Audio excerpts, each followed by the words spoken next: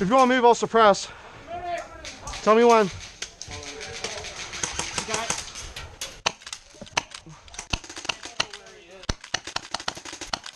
Alright. Hey, can I ask you what you're using? That thing's scary. Oh, sure. Yeah, this is the...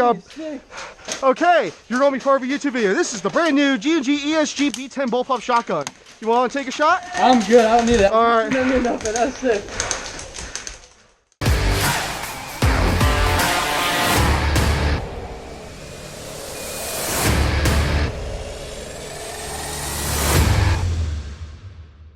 Hello, Frank Day here once again. Today I bring you this. This is the brand new G&G ESG B10 shotgun. Now, if you've been on the Airsoft scene for a little bit, this might look familiar to you. Yes, it does look like the Airsoft Innovations Flag 5 and Flag 10, except it actually came out, and they didn't scam everybody. But regardless, this is a 5 or 10 shot shotgun. You heard me right, 5 or 10 shot select shot. And just like the Flag 5 and Flag 10, this feeds off of regular M4 AEG mags. Now this is a non-blowback semi-auto shotgun that is very easy to HPA right off the shelf. I will do a teching video on it, or I had done a teching video on it. It'll be in the cards on one of these corners when I add it, if I add it. Now this gun is released to the general public, and you can get one right now at my sponsor, Jackal Tactical. Jackal Tactical is everything you need, whether you're starting out or building your next replica from scratch. They have rifles, pistols, snipers, LMGs, BBs, gear, a huge U selection, and so much more. Come check them out at jacktac.com or in person at 729 Walnut Street, Lebanon, PA, or at their ambush location during Airsoft walk-ons. Links are in the description below.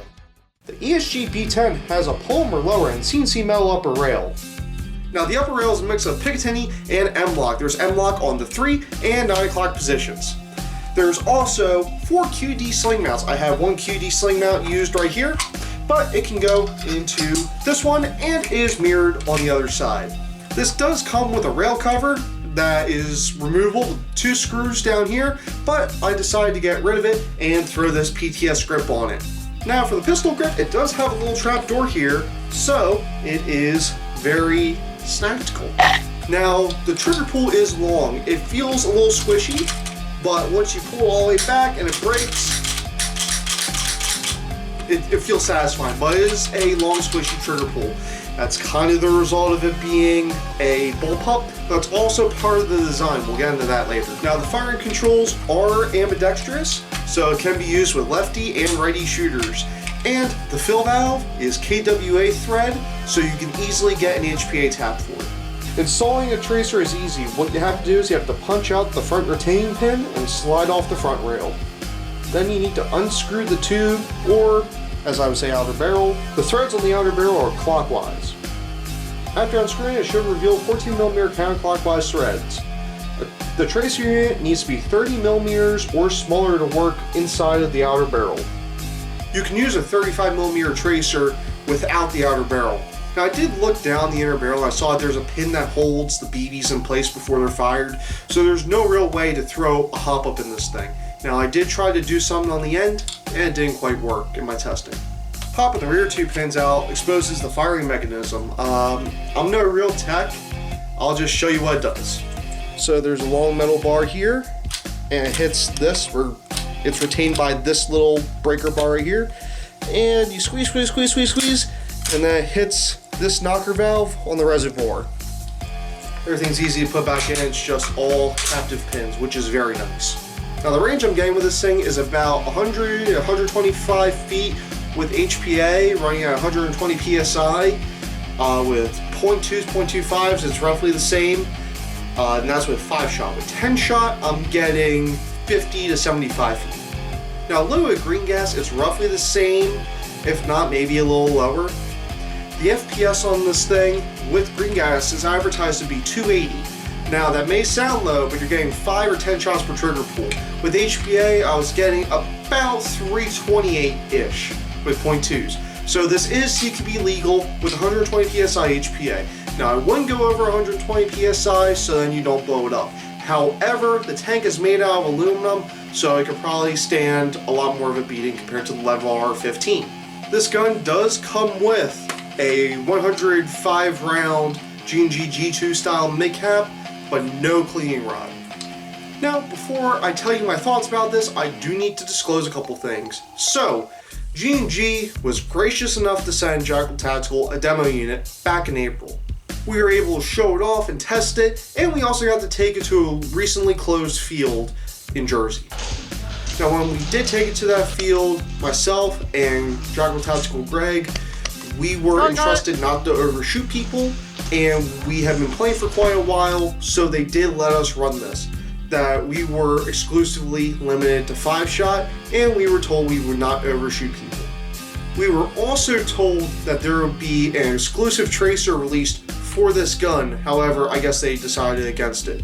And because of that announcement, and because we didn't want to break anything, we did not open up the gun when we had it as the demo unit. We also don't know if the 14mm counterclockwise threads were added after the demo unit or were in the demo unit, because we didn't have a user manual and we didn't know what came apart and we didn't want to break the demo unit. Therefore, I can't tell you exactly what changed between the demo unit and the release version. I can tell you they're pretty much the same. Also, there's a lot less rattling in the release version compared to the demo unit. Take a shot every single time I say demo unit. Now, with that disclosure out of the way, what do I think of the G&G ESG B10? Well, it's a shotgun that you're going to see a shotgun spread. A well-tuned Valken ASL will outrange you, but they're not going to have 5 or 10 shot capability. Well, if you use full auto, they will, but not one trigger pull. Now, there is a semi-random spread from what I've seen that there's usually one shot that goes straight and the other shot scattered. So you have a higher likelihood of hitting your target, but you can also miss. But you can get quick follow-up shots because it's semi-auto. So anyway, what is this comparable to? Because there's not a lot of these on the market. It's not like a regular M4. Well, I can tell you first and foremost, like I said before, the Flak 5 and Flak 10. This actually came out and people were not scammed. This is honestly what the Flak 5 and Flak 10 should have been from the onset. Now, this is a shotgun fed by M4 mags that's semi-auto, shoots more than 3 shots per trigger pull, and is gassed or HPA. Now, if you wanted the Flak 5 or Flak 10 and you might got scammed out of your money, or you don't want to pay the ridiculous prices that the collectors and scalpers are selling them for, then this is what you want. This comes in at a more affordable $359 MSRP compared to, if I look on HopUp, $800 easy for a Flak 5 and Flak 10. I don't even think they released the Flak 5, come to think of it.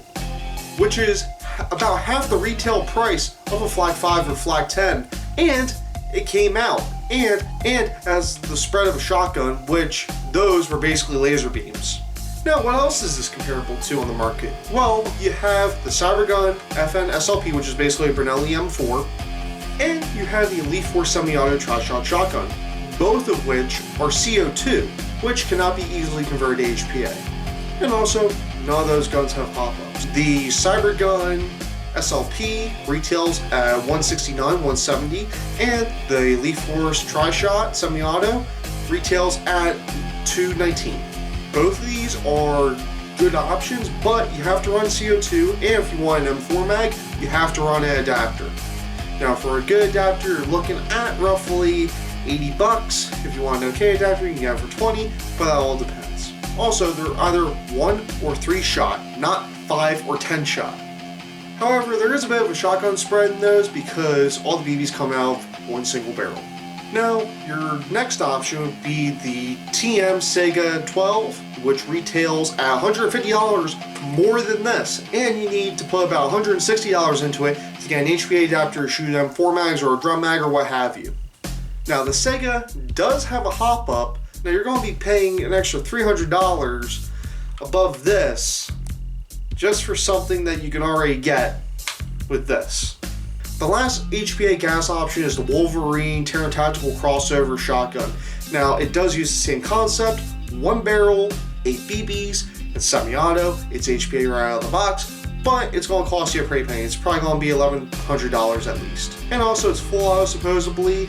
We don't have that many details about it right now, but I hope to get some more in the future. Now we can also discuss the electric semi-auto shotgun offerings like the TM AA12 and the Sledgehammer. The AA12 is roughly the same price as this, but the mags are bulky and they're proprietary, so you're going to be stuck with 90 round mid caps or a 1500 BB drum. Now the mags are about the same price as an EPM1 except for the EMG versions, which are about half the price, but they still hold 90 BBs, which is about 30 shots. Now the ESG B10, it takes M4 mags right out of the box, so you don't have to do any weird science experiments, and that really saves you money on adapters. And you get HPA for 15 bucks with a tap. This is the high-powered Airsoft HPA tap. Now you can use other ones, but I found this one works the best because you have to drill the stock out a little bit to fit the tap through. Indoor engagements, you're getting at most 75 feet, so the lack of hop-up does not really show. But when you're shooting someone at 100 feet and you got more of the gun, it really starts to take a toll on the veneer on this gun.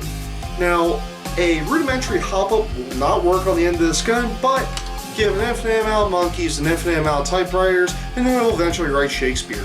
Now, I do want to state that mag compatibility with this gun is a big issue. Back when Jed Desert Fox did his video and when we did our analysis, that we were able to fit Elite Force mags and other styles of mags just fine. There was no issue. They weren't having any issues locking in. They did send a G&G G2 style mag that did work. But if we try anything that's thinner than a G2 style mag, so this is an Elite Force mag, that give it a little bit, comes right out.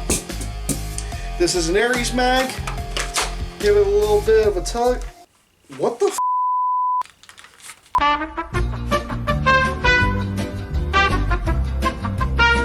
So I was gonna bash on the gun for having issues with mag compatibility, but this one locks right in. This is a Aries transparent 140 round mag. They are basically the same mold as the Elite Force 140 rounders. I mean, that just locked right in. That what they normally do is this, that they tend not to lock in.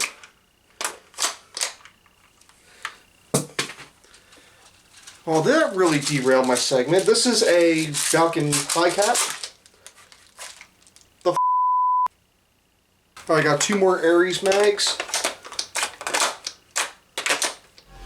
Okay, so this Aries mag is having an issue. Same issue as the Elite Force mag. This is another Aries mag. Same issue. I think that could be batch related. Honestly, that if I had one Aries mag that worked, I think that was from a different batch, and I had some Aries mags that didn't work, it might be a batch issue, to be completely honest. Alright, but apart from that oddity, I found that PTS EPM1s work the best in this gun, to be completely honest. You can use PTS EPMs as well, they do fit, but I try to stick with the EPM1s and also the regular G2 style mag from G&G.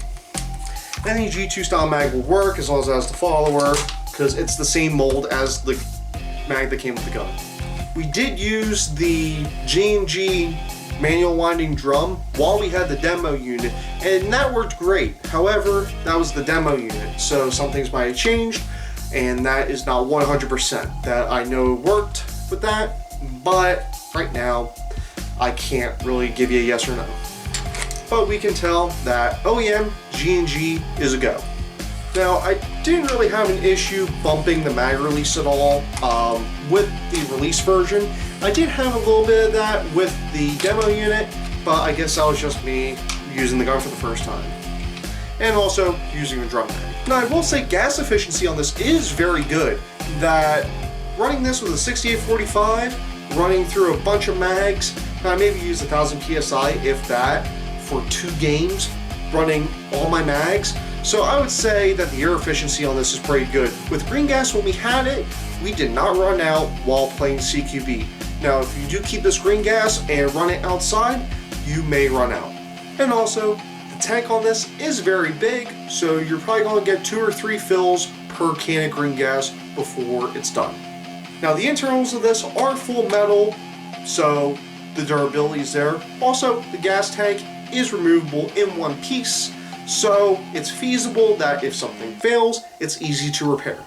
Or it's easy to get a spare part in there. Now, the tracer unit, it has to be a pistol tracer unit. This happens to be a Bifrost, and a funny thing about that later, but it's small enough to where it just slides right in. And then you just screw it in, and then you'll be all set. A bigger tracer unit, like this one, this is the Strike Industries Bifrost that originally came out. This is too big for the outer barrel, and it's actually too big for the handguard. So you're going to need to use smaller size tracer units, like this Bifrost right here. Come out, there we go. However, you cannot use the Bifrost. In some testing that I did, that it only lights up the first beat. This may be the same across all other Ace Tech products, but with the Bifrost, testing 2 of them, it only lit up the first BB. So if you are going to use this gun, I'm sorry, you cannot use a Bifrost. If you do want a decent tracer unit with this, I would highly suggest a T238 micro tracer unit, which would be the one that will go on a pistol, and it slides right in perfectly. It's about the same form factor as this Bifrost right here. Now the inner barrel of this gun is held in with grub screws and everything, so it cannot be replaced. Now the form factor of this is short, so it's perfect for pieing corners. Now I did find out the heavier the BB you use, the tighter the spread. So if you run 3.2s out of this thing, you're going to get a really tight spread, but the range is going to suffer a little bit due to the lack of hop-up. If you run 2.5s or 2.0s, you're going to get a really good shotgun spread like a video game. Now, you're not going to be sniping from the back with this thing. That you're going to be up front, pushing hard into buildings and clearing rooms. Now, due to the nature of this replica, I'm going to have to give it 2 ratings, one for indoor and one for outdoor. Now, for indoor, I will automatically give this 5 out of 5 50 Cent albums out of 5. Now, for outdoor, though, I would have to give it a 3 out of 5 50 Cent albums.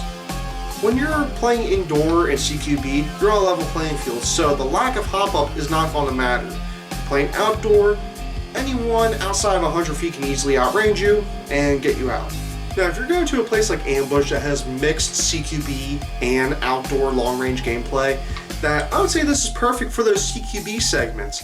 However, you probably want to stick with a team with a bunch of long-range assets, so then when you push up, that they'll cover you, and then you can get to the door of the building or wherever and start clearing house. Now, for a place like Ambush with a large city and a large outdoor area, I would give this a 4 out of 5 50 Cent albums, just because you are effective in CQB, but it's not quite outdoor. Now, for Ambush, I'll honestly give any shotgun 4 out of 5 because of the nature of the field. Now, for the field owners, an easy way to chrono this gun is loading one single BB inside of a G2 style mag, which most likely the participant has, and then firing it on 5-shot. That is the easiest way to chrono this gun. Now, just a quick disclaimer with this gun, that if your field has banned the Flak 5 or Flak 10, or the Tokyo Marui 8812N derivatives, it'll most likely ban this gun because it is a semi-auto 5-shot or 10-shot shotgun. Now, due to the affordability of this gun, you may start seeing it be banned at more fields than, say, the 8812 or the Flak 5 Flak 10. To my knowledge, Ambush Airsoft in Conshohocken, Pennsylvania, and Ballot Hack Airsoft in Chesapeake, Virginia, have allowed this gun onto the field. Is subject to change. I am not on the ref staff of Ballot Hack, and I haven't refed an Ambush in quite a while. Also, this gun was able to be used at Stryker, however, that's irrelevant because that field has now since closed at the time of recording. Anyways, I hope you really like this review. If you want to pick up one of these bad boys, you can get them at Jack and Tactical. Link will be in the description below. Thank you all for watching. Make sure you like, comment, subscribe, and hit the bell icon for the latest and greatest content, and I'll see you around, guys.